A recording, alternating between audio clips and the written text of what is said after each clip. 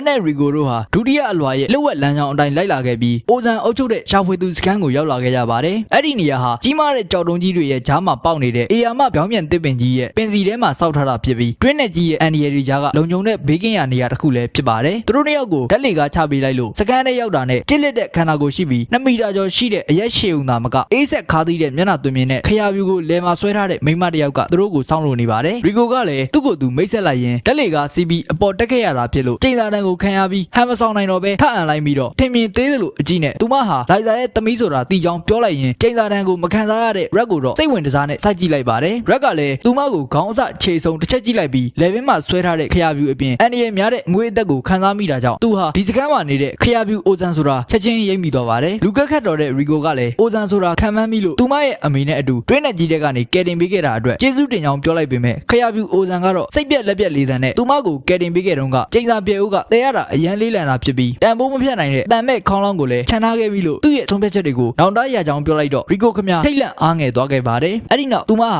ာခေယာနီအဆင့်ပဲရှိသေးလို့ဒီနေရာကိုလာခွင့်မရှိဘူးဆိုတာထပ်ပြောလိုက်တော့ခေါင်းမာတဲ့ရီကိုကသူမအမေလိုက်စာကစာပို့လိုက်လို့တွင်းနဲ့ကြီးရဲ့အောက်ခြေထိဆင်းမှာဖြစ်ပြီးအခုလဲသိကျင်တာတချို့ကိုမေးပြီးတဲ့အခါချက်ချင်းထွက်သွားမယ်ဆိုတဲ့အကြောင်းပြန်ပြောလိုက်ပါတယ်။အဲ့ဒီနောက်အိုဇန်ကလည်းတခုခုကိုသဘောကျသွားဟန်နဲ့အနှဲငယ်ပြုံးလိုက်ရင်သူတို့ကခေယာနီဆိုတာကိုရှားသူတွေရောက်လာရင်မသိအောင်အယောင်ဆောင်ဖို့ခေယာပြလေးနှစ်ခုကိုပေးရင်လောလောဆယ်ဒီမှာအနားယူဖို့ခွင့်ပြုကြောင်းပြောလိုက်ပါတယ်။အိုဇန်ရဲ့တပည့်ဖြစ်သူမာရူကပဲသူတို့နှစ်ယောက်ကိုဒီရှာဖွေသူစခန်းရဲ့ဖွဲ့စည်းပုံအကြောင်းရှင်းပြရင်အမ်ဘတ်စော်နန်းနေတဲ့ရီကိုတို့ရေချိုးပြီးအနားယူနိုင်ဖို့အခန်းတစ်ခန်းလေးကိုလိုက်ပို့လိုက်ပါတယ်။ရီကိုကတော့ရောက်တာနဲ့ချက်ချင်းပဲရေချိုးခန်းနဲ့ပြေးဝင်သွားခဲ့ပြီးကြံခဲ့တဲ့ရက်ကမာရူနဲ့စကားပြောရင်းဒီလိုနူးညံ့တဲ့ပုံစံနဲ့မာရူဟာမိန်းကလေးမဟုတ်ပဲယောက်ျားလေးဖြစ်နေတယ်ဆိုတာလည်းသိလိုက်ရပါတယ်။နမောနမဲရီကိုတယောက်ရေချိုးခန်းထဲကိုတပတ်ပါမသွားတာကြောင့်အဝတ်ပလာနဲ့ပြန်ထွက်လာခဲ့လို့စိတ်ယုတ်လေးနဲ့မာရူလည်းဝယုံသုံးကားနဲ့အဝတ်ယူပေးဖို့ထွက်ပြေးကြပါတယ်။အဲ့ဒီနောက်မာရူကစားစရာယူလာပေးခဲ့ပြီးဆက်စုတက်တဲ့ရီကိုလေးကသူတို့နှစ်ယောက်အသက်ဟာတိတ်မကွာပေမဲ့မာရူကခရာပြဖြစ်နေပြီမို့လို့အားကြတယ်လို့ပြောလိုက်တော့မတော်တဆဖြစ်ပြီးတတိလစ်မေလဲနေတဲ့သူ့ကိုအိုဇန်ကကယ်ပြီးကျွေးမွေးထားတာဖြစ်ကြောင်းနဲ့သူ့ရဲ့လေ့ကျင့်ပေးမှုတွေကြောင့်အခုလိုခရာပြဖြစ်လာတယ်ဆိုတဲ့အကြောင်းပြောပြလိုက်ရင်၃ယောက်အတူတူညစာစားလိုက်ကြပါတယ်။စားလို့ပြီးတဲ့နောက်မာရူက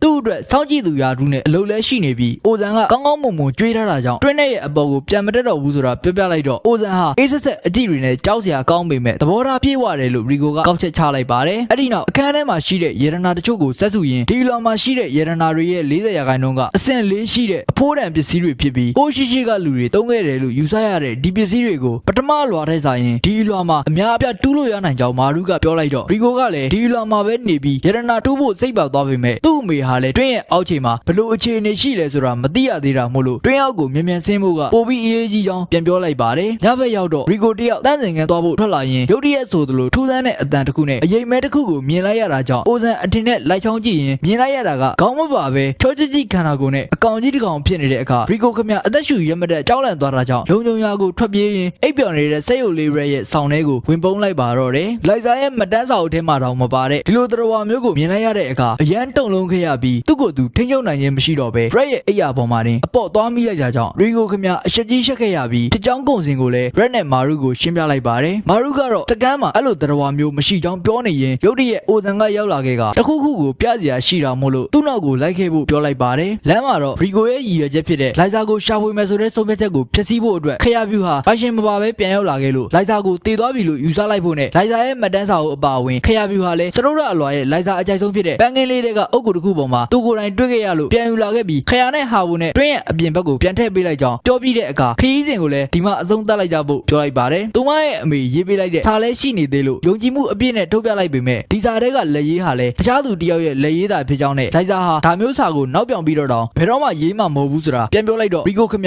ဝမ်းနဲ့အားငယ်သွားပြန်ပါတယ်။ဒါပေမဲ့လွယ်လွယ်နဲ့လက်မလျှော့ရတဲ့ရီကိုကတော့ဒီလိုနာကျင်စေတဲ့စကားတွေကြားကပဲအမေဖြစ်သူကိုရှာဖွေဖို့နဲ့စက်ရုပ်လေးရဲ့ဖြစ်တည်မှုကိုအပြေရှာဖို့လုံးဝမစွန့်လွတ်ဘူးဆိုတာပြောလိုက်တော့သူမရဲ့မာကျောတဲ့စိတ်တဲ့ကြောင့်အိုဇန်ရဲ့မျက်နှာမှာခက်ပြုံးပြုံးလေးဖြစ်သွားခဲ့ပါတယ်။အဲ့ဒီနောက်တွင်းနဲ့ကြီးရဲ့အရန်နဲ့တဲ့အလွာတွေကရခဲ့တဲ့ထူးဆန်းတဲ့ယရနာပစ္စည်းတွေနဲ့ပြည့်နေတဲ့အိုဇန်ရဲ့အဓိကအခန်းကိုရောက်လာခဲ့ကြပါတယ်။